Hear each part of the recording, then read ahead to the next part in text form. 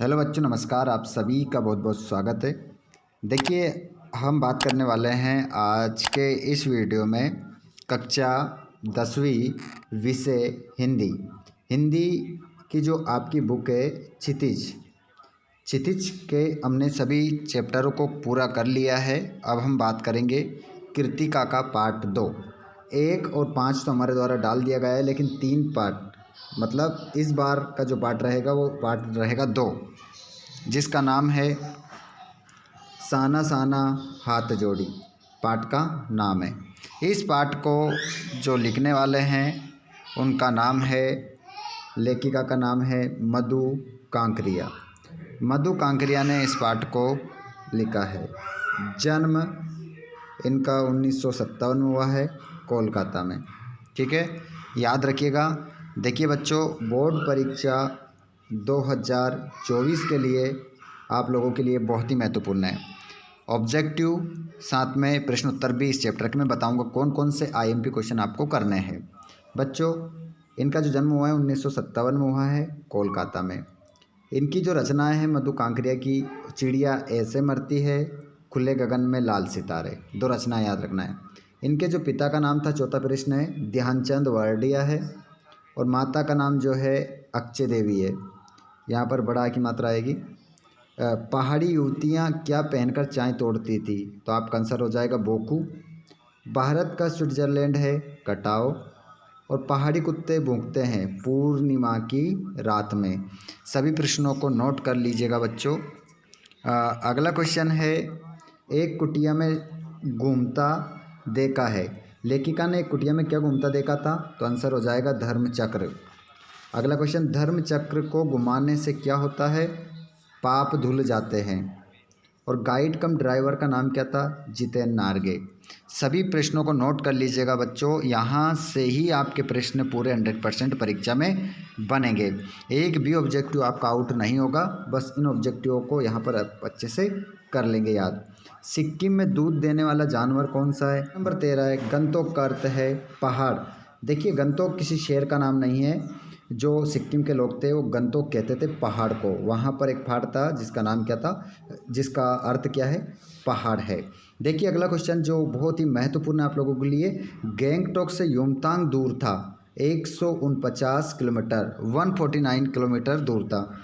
अगला क्वेश्चन है, लेखिका अपने मित्र मणि के साथ सी लेवल से कितनी ऊंचाई पर यात्रा कर रही थी, तो वो कर रही थी 14,000 फीट। बच्चों 14,000 फीट। बहुत सारे बच्चे यहाँ पर क्या करते हैं, 2 जीरो लगाते हैं, तो 1400 फीट बनता है। 1400 फीट नहीं, 14,000 फीट आपका क्या होगा, सही उत्तर होगा। अगला क्वेश्चन है, श्वेत पताकाएँ, यहाँ पर मात्रा यहाँ आएगी श्वेत पताकाएँ फहराई जाती थी किसी बुद्धिस्ट की मृत्यु पर। अगला क्वेश्चन है, रंगीन पताकाएँ फहराई जाती थी शुभ आरंभ पर।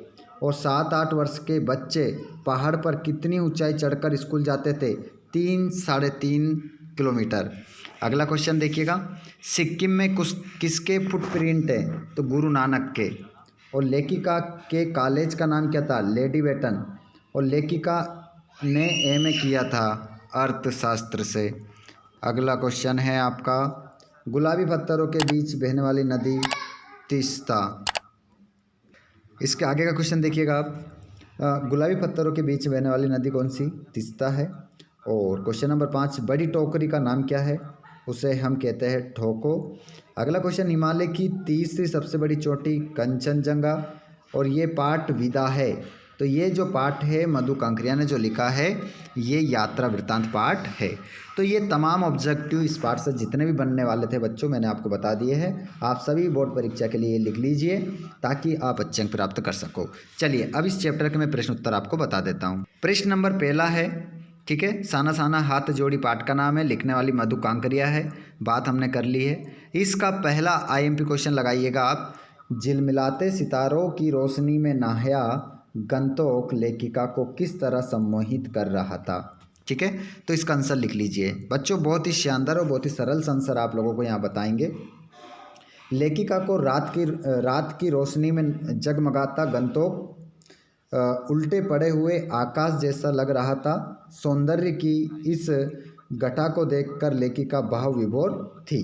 ठीक है, ये आंसर हो गया। अगला क्वेश्चन देखिएगा, आईएमपी लगाने हैं इस पे। ठीक है, ये क्वेश्चन ही आपको देखने को पेपर में मिलेगा। अगला क्वेश्चन है, ये भी आईएमपी क्वेश्चन है। गंतोक को मेहनतकश बादशाहों का शहर क्यों कहा गया है? तो गंतोक में बच्चे, बूढ़े एवं महिलाएं कठोर कार्य करते हुए कहीं पर भी देखे जा सकते हैं, इसलिए गंतोक को मेहनतकश बादशाहों का शहर कहा गया है। अगला क्वेश्चन आप देखेंगे बच्चों, जो क्वेश्चन आप लोगों के लिए बहुत ही महत्वपूर्ण है, वही क्वेश्चन मैं आपको इस पार्ट से बताऊंगा। एक और इस चैप्टर से बहुत ही इंपॉर्टेंट क्वेश्चन है, कभी श्वेत तो कभी रंगीन पताकाओं का फहराना किन अलग अलग अवसरों की ओर संकेत करता है? तो क्वेश्चन इसका आंसर आप बच्चों लिखेंगे, युमथांग के रास्ते में श्वेत पताकाएं लगी हुई थी, जो किसी बुद्धिस्ट की मृत्यु पर लगाई जाती है। किसी नए या मांगलिक कार्य के लिए रंगीन पताकाएं लगाई जाती है। ठीक है, तो ये क्वेश्चन भी आप लोगों के लिए महत्वपूर्ण था। बाकी क्वेश्चन ये भी इम्पोर्टेंट है अगर आप इसको करना चाहें तो, लेकिन ये ज़्यादा इम्पोर्टेंट नहीं है, पर फिर भी एक बार आप इस क्वेश्चन को पढ़कर आंसर आप दे सकते हैं। बच्चों, जो बच्चे आप लोग बोर्ड की परीक्षा की तैयारी कर रहे हैं, तो बच्चों मैं आप लोगों को बता देता हूँ, अगर आप अपनी तैयारी को और भी बेटर बनाना चाहते हैं तो आप हमारे टेलीग्राम से जुड़ जाइए। वहाँ पर आपको सभी PDF नोट्स मिल जाएंगे, जिससे आपकी जो तैयारी है वो बहुत ही उम्दा हो जाएगी।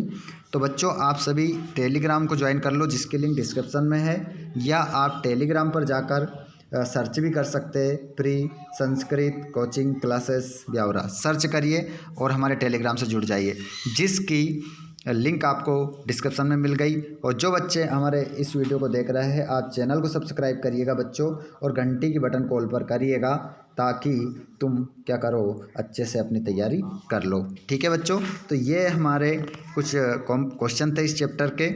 प्रश्न और भी है, जैसे कि 8वां क्वेश्चन है, लेकिन ज़्यादा महत्वपूर्ण नहीं है। अगर आप एक बार इसको पढ़ना चाहते हैं तो पढ़ सकते हैं, यहाँ पर मैंने दे दिया है। ठीक है, क्वेश्चन नंबर 8 है, क्वेश्चन नंबर 9 है। वैसे आपकी पूरी जो कृतिका है, इससे आपको एक ही प्रश्न देखने को मिलेगा। ठीक है, चलिए, तो आप सभी एक बार अपने दोस्तों को भी शेयर कर दीजिएगा, और चैनल पर पहली बार आए हो तो सब्सक्राइब कर लीजिएगा, ताकि आपको इसी प्रकार आगे भी अपडेट इम्पोर्टेंट प्रश्नों की मिल सके और बोर्ड परीक्षा में आप अच्छे मार्क्स प्राप्त